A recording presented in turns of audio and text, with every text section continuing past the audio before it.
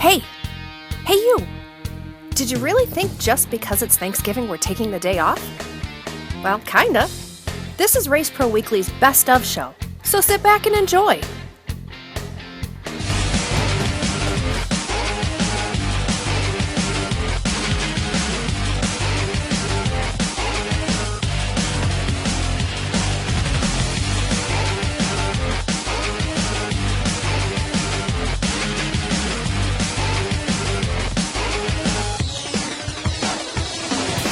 Hello and welcome to this Best Of edition of Race Pro Weekly. I'm Amber Chalmers, and in this episode, we highlight some of the best white flag segments we did in 2015. So let's get to it.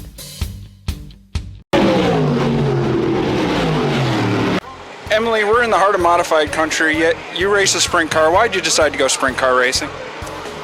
I saw my brother like the sprint car better, but he's still stuck with the modified. I took a year off in between slingshots and sprint cars because I really wanted to do the sprint car, but my dad told me I wasn't ready yet.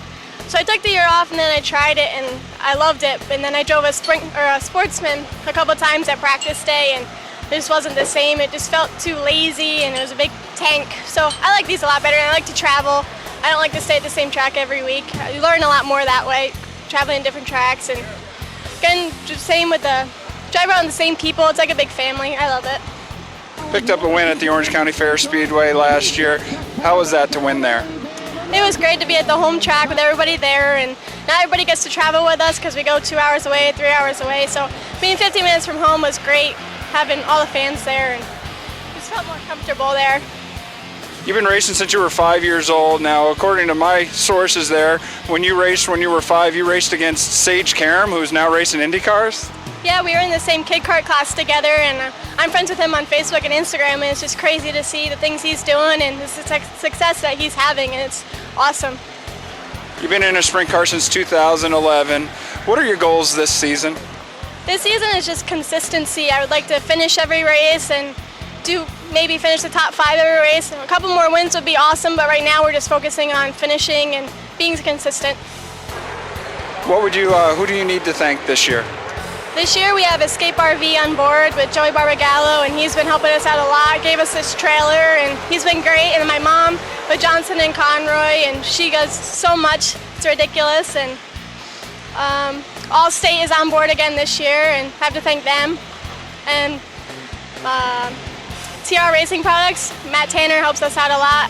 He's working on the car and giving us parts whenever we need them. And I have to thank everybody that works on the car at the shop. We have this car now and my new car, so everybody that's involved just helps us out a lot.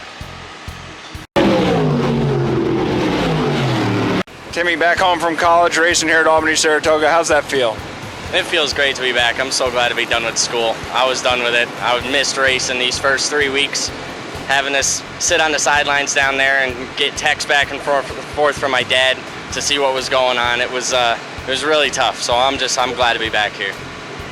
Tell the folks who may not know who you are, how long you've been racing, and where you've been racing. Well, my name's Tim Harman Jr. I've been racing budget sportsmen since 2009. We've been all over the place as far as tracks. We've been regulars at Albany, Saratoga, Lebanon Valley, Fonda, Devil's Bowl in Vermont, and a couple sporadic races here and there at Glen Ridge. What's the best track or the track you have the most fun at? I have the most fun at Albany, Saratoga. I grew up here. My dad raced here for a lot of years, so I grew up at this place. So I took a liking to this really early. It's where I learned how to drive. So I got to say that Albany, Saratoga is definitely my favorite. Your dad has many laps around this place. How big an influence is he on your career? He's a very big influence. Without him, I wouldn't be doing this. And it's very advantageous to have someone with his knowledge and experience behind me. It just really helps me. He's helped me learn a lot. He's taught me how to drive. He's taught me how to set up these race cars so that one day maybe I can take over for him. What are your plans going forward for the 2015 season and beyond? Albany, Saratoga. That's our only plans right now. We plan on being regulars here for the foreseeable future. Like I said, we've raced everywhere else, but Albany, Saratoga is our favorite. So we came back. We feel like this is home. This is where we go really good at this racetrack. We got some wins here, and this is going to be the resting place for us for a while. How competitive is it here in the sportsman division? It's extremely competitive. You know, week in and week out, you have 10, 15 guys that can win a feature. And the races are so short, being 25 laps, it's hard to get to the front when you're starting in the back, and it really helps a lot of guys to be able to get wins and get good finishes, and it's really competitive. Who do you have to thank this season? Well, obviously my father. I can't thank him enough for what he does for me, and my mother as well, my grandparents, Lucier's Auto Body, Racing to Learn, B-Dry System, Bemis Trucking, Big Man Painting, Heiko Fabrication, and all our friends and family that come and support me every single week. It's just, I really, really appreciate it. Reputable, reliable, results. That's what you get when you call Rick and the professionals at RCT Roofing. Quality service at fair prices. RCT gets the job done. Just like Nick Stone and the RCT Pro Stock. RCT Roofing, we've got you covered. If you're like me, your to-do list never ends. But with just one phone call, I protect my home, family, pets, and yard all year round. With Northeast Pest Control's Premier Home Protection Program, I don't have to worry about bugs and pests, and I don't have to worry about harsh chemicals either. Now how about that want to-do list? Thanks, Northeast Pest Control. Ants, termites, mice, or bees, call today for your free estimate. With Northeast Pest Control, we guarantee you'll live pest-free. There's only one place in the capital region for you to get the full racing action. Stop down at the Bobco video booth at the track or call 518-399-0937. Bobco Racing Video, the next best thing to being there. Welcome back to our first ever Best Of episode of Race Pro Weekly. Ryan Darcy has been a mainstay at the Lebanon Valley Speedway for several years. This year, Fast Eddie caught up with him to talk about the season and how important family is to his racing. Ryan, how long have you been racing now? I've been racing snowmobiles since I was 5. Then we moved into slingshots when I was 13 years old. Did a year in those, and then been racing full-size cars for the past 5 or 6 years now. What got you interested in the sport? The family has been involved in racing for a long time. My uncle, Joe at Darcy Construction, has sponsored numerous cars. My whole family, all my uncles, my father have been very involved in racing, always at the races, going to Syracuse for as long as I can remember, being at Lebanon Valley, and as I grew up, I kind of just got into it too, and fell in love with it, and eventually started racing, and here we are today. The Darcy name is well known at Lebanon Valley. You mentioned your dad and your uncle's involvement. How important is family to you? Without family, this team would not even be in existence. I got my first ride at the Valley from Kenny Sanstead at Bar Ken, and all those guys have been great. My uncle sponsored Brian and Corey Sanstead for a very long time, and they were awesome and gave me an opportunity that I could never thank them enough for. And then after that first year, just kept moving forward, bought another car this year to do the Super Series with, and just family is huge. This season you started to travel more running the short track Super Series. How has that helped you? I feel that it's helped me a lot as far as working in traffic goes. On those short tracks, you're always next to somebody, always right on top of someone. You got to be paying attention, got to be thinking about what you're doing at all times, and even though Lebanon Valley isn't quite always like that, when you get up on somebody and need to make an adjustment to what you're doing, I feel that it's helped me a lot in that aspect, and just driving the car harder. Those small tracks, you got to carry your momentum as much as you can, and you got to really drive into the turns and keep the car wound up. You've been running the 358s at Lebanon for a few years now. What is your impression of the class? I love the sportsman class. It was a lot of fun. I feel that this small block class is more opportunity though. There's a lot of strong cars in the field. We get to bump elbows with some of the bigger names in the big blocks now, like Kenny Tremont, who's a legend at the Valley, J.R. Hefner, who's won everything there is to win, basically. Wayne Jelly, who has helped our program out very big in the past as well. Racing with guys on that level, I feel, helps us all step our game up. And there's just people from the small block or from the sportsman class that have moved up into the small blocks, like Brett Haas, Olden Dwyer, Alan Hotaling, Chad Pierce. All those guys are still real tough and real fun to race with and good competitors. What is your ultimate goal in racing? I would love to eventually find our way into a big block some way, somehow. Funding, of course, for a promoter is the biggest hurdle at this point, but hopefully big blocks, and I would love to maybe get an opportunity to drive a late model at some point. Who do you need to thank? Everybody, my Uncle Joe, Darcy Construction, Kenny Sandstead at Barken, my mom and dad, my sister, just all my family who keeps the whole train moving here. Al Crowbaugh, Bobby Chalmers, Matt Precy does our shocks. He's been a huge help to us. I know I'm probably forgetting a ton of people, but I can't thank everyone enough.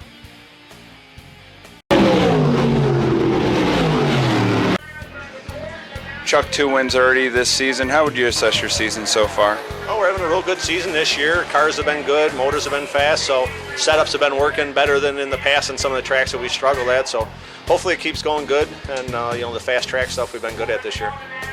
You're another one of those modified drivers that made the decision to go sprint car racing. Are you happy you made that decision? Yeah, I do enjoy the sprint cars. I definitely would like to run some modifieds again. I mean, I see the modified guys. I still see them guys all the time. They're a lot of my customers. I might still try a modified again, but no, I definitely enjoy the people and the sprint car racing. You talk about your customers. Tell people who may not know what you do. The trailer we're sitting in, you built, correct? Yeah, we built quite a few, custom trailers for the dirt modified guys. We've done some stuff for sprint car guys in our series and some custom motorhome stuff. So, no, business is good. There's still, quite a few guys that I race with that we are, good customers. Empire Super Sprints, you guys are on the road a lot. How tough is it to travel? Travel's tough just because of the costs of traveling and stuff like that and the time off of work. It's good people you travel with, but it's definitely costly. And, you see it nowadays less and less on car count. It keeps getting tougher for people to do the traveling, so we keep readjusting and we don't travel as much as we did. Favorite track you have out on the circuit? The last one I won at, so let's just go with that. Utica. Utica's pretty good for me. I love Canandaigua, but Utica I like quite a bit. Father's Day weekend here as we're doing this interview. Your daughter's racing now. More nervous when you're on the track or when she's on the track? Definitely more nervous when my daughter's on the track. I've tried to offer to buy her a bass boat to not race, and I haven't got that far with that yet. How tough is it? You say you watch her on the track. How much information do you give her week in and week out? I try to give her as much as I can on stuff that I've done wrong in my career. I mean, that's what you can tell them. You try to tell them the best you can, but most racing is seat time. They need to learn on their own, but she does a good job. She doesn't get herself in trouble as much as I used to. Who do you need to thank for getting you here this season? I'll definitely thank my sponsors and my car owner, Ron Wilkins. And, I got a real good engine builder, Jeremy Yates, down at, Roush Yates Engines. He takes care of us on that. Tommy Forgione, FA Products, and North Coast, them people do take good care of us.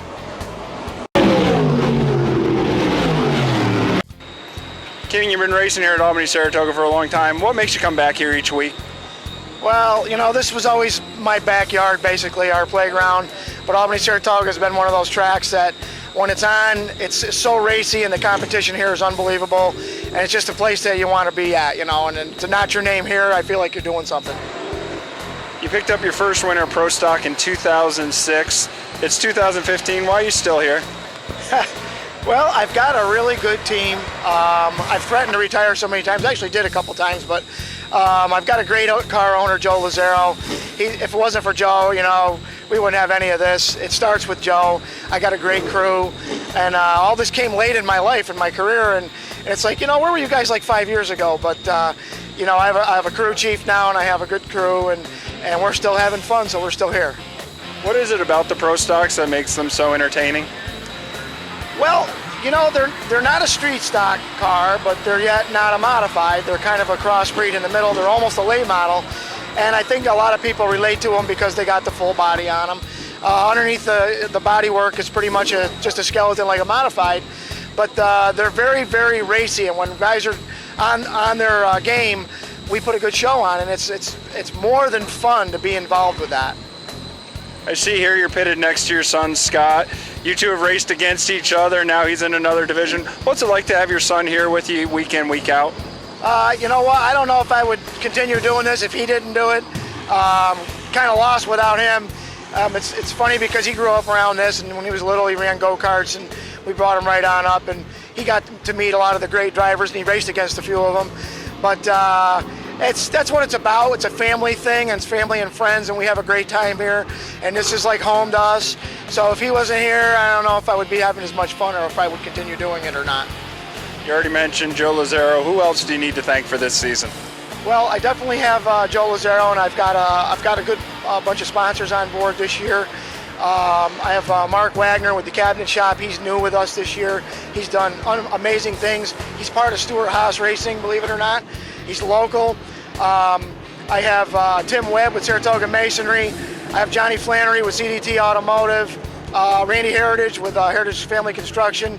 I've got a crew chief that his name's pretty known around the area, Dave Madej. He used to race here, won numerous races and championships, and he's my go-to guy, and he's the one that keeps things going with this car the way it's going.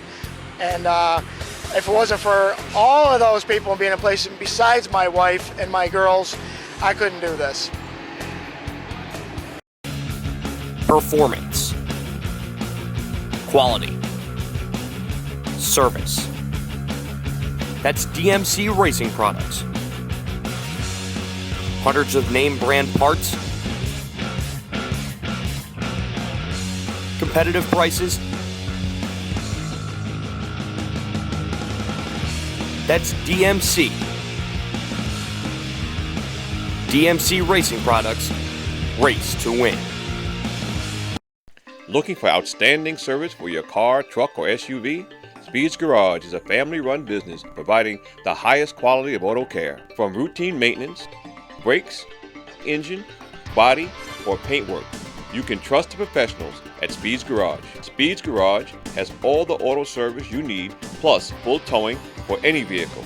For championship service, go to Speed's Garage in Mellonville. Welcome back to Race Pro Weekly as we revisit more of the white flag segments we did this season. The Fonda Speedway has always been known as the track of champions. At the end of their points season, Fast Eddie talked with the division champions about their 2015 seasons.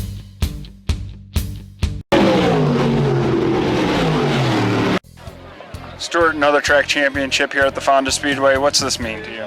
It's big. You know, it's championships all about teamwork, and we have that here with Tad's team. He gives us everything we need, you know, to get the job done, and the boys have been great. We moved the cars this year from Tad's shops into Ray Zemkin's, my father-in-law's shop, and you know, just to be a little more hands-on with them, and everything really paid off for us. You know, it was good. We've got 11 wins so far here at Fonda, and that's what we're about. You know, we're about going out there and trying to get as many wins as we can, and you know, the points take care of themselves. But you know, it's a long year. It's a grueling year here at Fonda. This is a tough track to race weekly at, and excuse me, and you know, we've accomplished all our goals this year, and you know, we're happy. We're going to work on this thing and hopefully come back strong for McDonald's weekend. Rocky, your second track championship in the Sportsman division. What's this championship mean to you?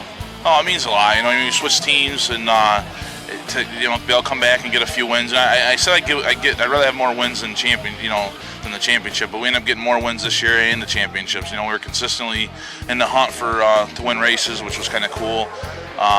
We've won a lot of races this year, which has been a huge accomplishment on our behalf. You know, this whole team, big group effort. They all stick together and put endless hours in on a team. So it means a lot to get it again. You know what I mean? Like I said, this is probably one of the toughest fields and the hardest places to pass cars when the rev chip and the heavy the track we've had. So to be able to get the championship shows you've been consistently doing what you need to do, and we're just happy to be here. Kenny Gates, last week you were upside down on the front stretch. This week you're in victory lane as a co-champ in the Pro Stock division. What's this mean to you? It means a ton. It's our fifth championship, and Justin came up to bat for me. He gave me a car to run tonight. Otherwise, I'd be, sitting at home watching. Just for people to have the, faith in me and let me have a car tonight so I could come out here and run as good as we did. We did good with the car. We had a better car than the 10th place car, but that was enough to secure a share of the championship. People have really stood behind me all year. It's been an up and down year, but we did enough to persevere, and we don't ever give up. Nobody on the crew does, and here we are. I gotta thank everybody for their help that got me here. Got lots of good sponsors, great family, good crew that helps me out, even through the hard times like last week, which was about as bad as it can get. Obviously bad enough where we didn't have a car, and Justin Knight was nice enough to give me his, so it means a ton. I didn't think we'd be here, so we don't ever give up, and here we are. Pete, Ty Kenny Gates for the track championship. What's this championship mean to you? It means just about everything. I spent a lot of nights away from my wife and kids to get the car ready, and made kind of a moral decision last week that ended up being in my favor, but it just really means everything. It's probably the last year I'm running full time, so wanted to go out on the top, and I couldn't be any happier to be a co-champ with Kenny Gates. Donnie, track championship in the limited sportsman division here at the Fonda Speedway. What's it mean to be a champion here at the Fonda Speedway? It's just the win was a good thing. I never got a win here before. Been here since I've been 9 years old, and I'm 42 now, and I finally got one. Now I'm ready to retire already. One win's good enough for me. Kenny, another track championship in the four-cylinder division here at Fonda Speedway. What's that mean to you? It means a lot. Fonda Speedway is my favorite track, and I think as a kid I always wanted to race here, so it's good to win.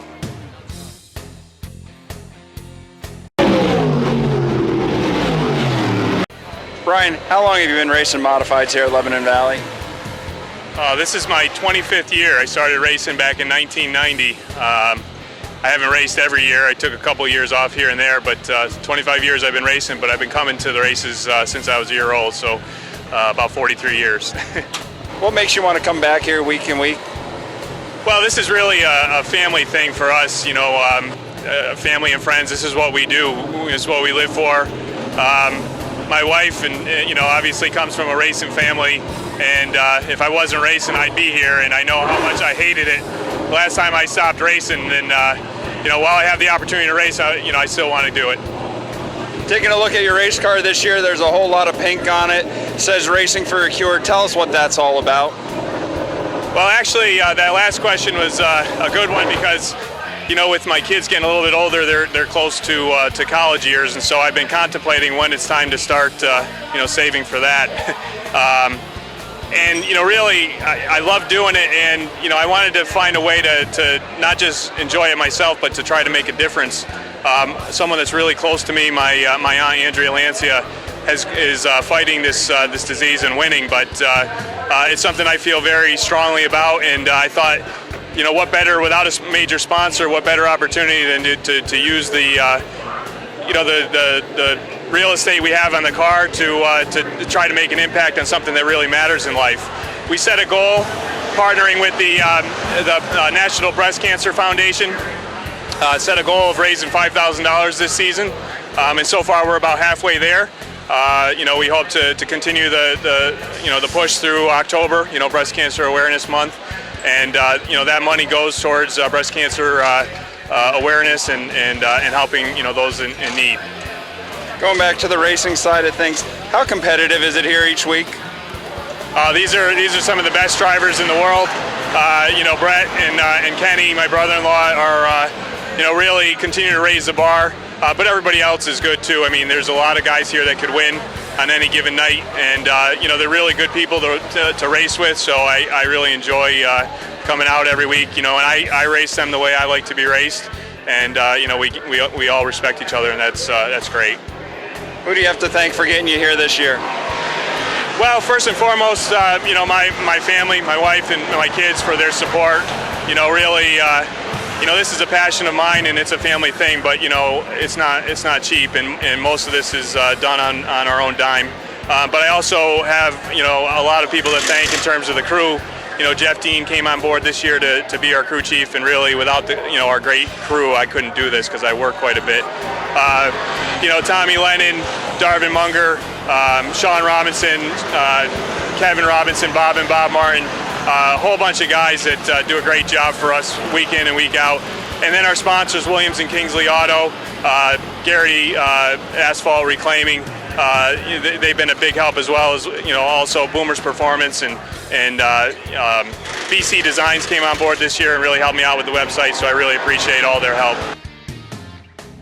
If you'd like to help Brian with his Racing for a Cure campaign, log on to his website at phase3racing.com and click the banner at the top of the page.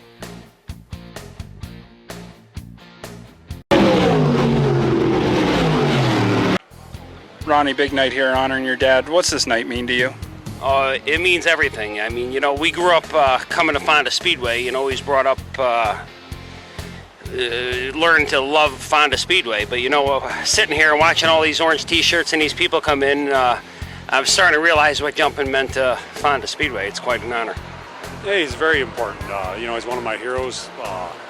Helped me right from the very beginning. I remember going to Jack's house, running Albany, Saratoga on Friday night, spending the night at his house, and then coming here. So pretty much everything I learned in the early years certainly came from Jumpin' Jack and hanging around that crew, and Jojo DeSarbo and Joe Blomo and them guys. It was a pretty good time in my career. Jack was huge for me. When I started, he was a mentor and a big help. He used to let me pick through his junk pile to come up with parts to be able to race week in, week out, So Jack was a big part of my racing career. Jack did a lot more for me in my younger days when I first started racing than probably most people know. We used to go down to his shop, run all his used tires. He used to give me a lot of used parts, a lot of advice. And I'll tell you, if probably I had to take anything away from those guys over at that garage, was probably Jack and JoJo's drive for the sport. I mean, those guys used to put in hours, and their ambition and drive for racing was unbelievable. You know what? I didn't have the opportunity to race against him because I was racing Sportsman before he stopped racing, but just always a solid person to talk to and get some advice. And you know what? He didn't always tell you what you wanted to hear, but he told you what you needed to hear. When I got racing, if I had a question, he would take time to answer it, and it really stuck with me about, here's one of the best drivers there is, and he didn't have to be friendly to everybody, but he was, and anybody that asked, he'd helped out, and I really tried to emulate that. Anytime anybody has a question, I try to say, these guys ahead of me, help the guys out like me. Why can't I help out somebody? And so I've really tried to continue that on. I'm Brian from 1-800-GOT-JUNK. This is my main man, Tom, and my other main man, Tom. You never know how much junk you've got until you move. Point to something you wish would disappear. Would it be possible to... It's gone! All you have to do is point.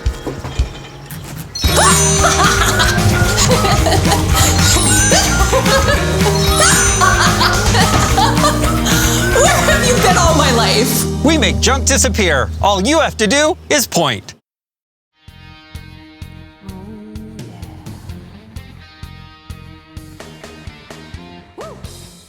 Some of the music you've heard on Race Pro Weekly this week is by AJ Jansen, Country's Rebel Rose, bringing you a mixture of high-energy rock and sultry country roots. To hear more and for your free download, check out ajjansenmusic.com. Welcome back to Race Pro Weekly one last time as we visit again with the final winner at the New York State Fairgrounds, Stuart Friesen.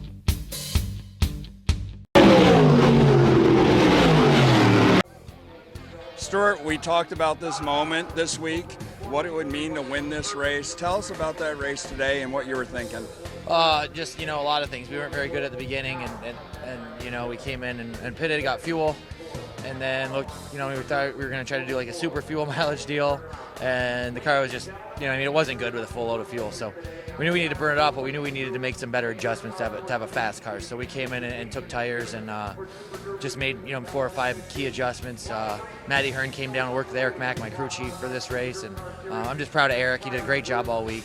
I'm proud of all our crew, all these volunteers that came out, and we had a good time all week. We enjoyed ourselves, and we camped, and took it all in. We experienced everything from the guys, back at the ghetto that put up the Pete Street Tavern. We were there Thursday night or Friday night. I can't remember which one, but it was just this is just an unbelievable experience, and I'm just so happy with the way everything turned out.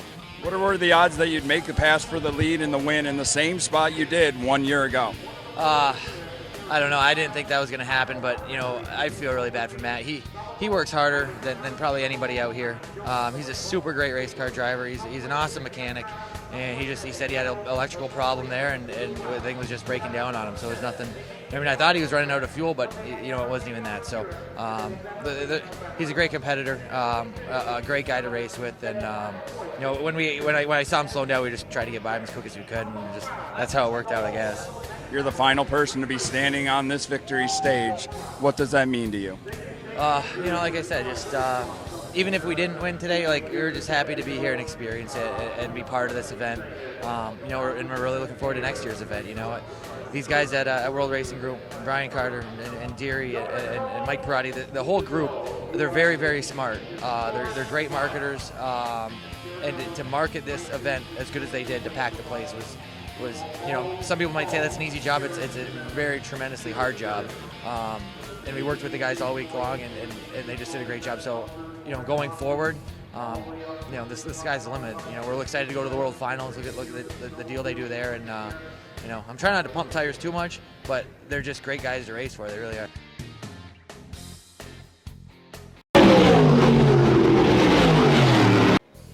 Tyler, how long have you been racing?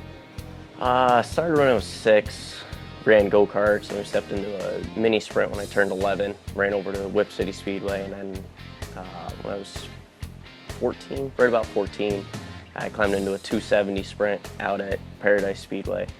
And then when I turned 16, we climbed into a full-size sprint car, 305, and just this past year we climbed into this, so what was it now, 8, 12, 14 years? What got you started in the sport? Well, my father had been racing since he was mid-20s. He'd always raced street stocks and sportsmen and stuff. When I was 6, my cousins actually went out of town for a couple months, and my grandfather had some go-karts, so yeah, why not? Try it, jump in it, and we won the 3rd week out, so we kind of just kept going from there. You've run a lot of sprints. What made you decide to jump into a big block modified? Mostly just the traveling. I mean, the sprint cars were all over New York State, into Pennsylvania, into Jersey, over into Massachusetts once in a while. We drive 3-4 hours every week just to get to the race and race for a night and then drive home. That just saves money traveling, and it's close to home. We got more support, and it's just all around a better situation.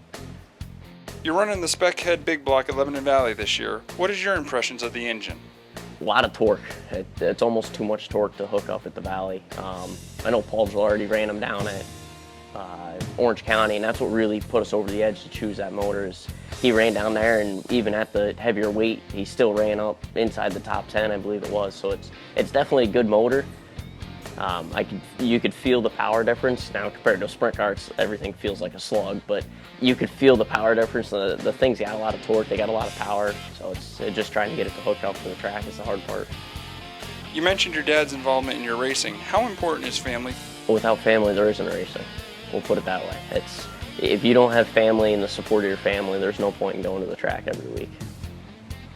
Now, some people may notice a horse on the side of your car. What's that all about? That thoroughbred's Mac. He's up on our farm. He's 6 years old now. He ran up at Saratoga, and then we put him over to Boston. But we got a whole horse farm and everything. The Fire Tower Farm's on the side of the car. He's kind of the cornerstone of everything now.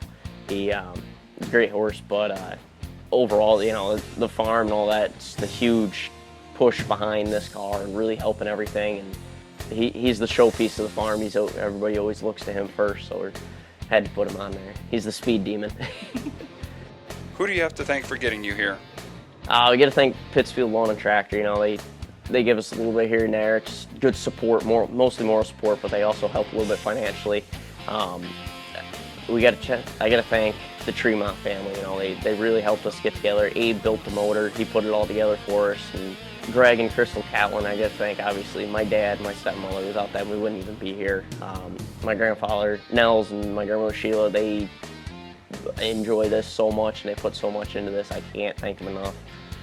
My Uncle Randy and my Aunt Sandy are there every week helping, wrenching on the car, and they're having a ball with it, so that's great. There's so many people that have put a hand into this and helped us. It's tough to remember everybody and list everybody. Without them, we wouldn't even be here.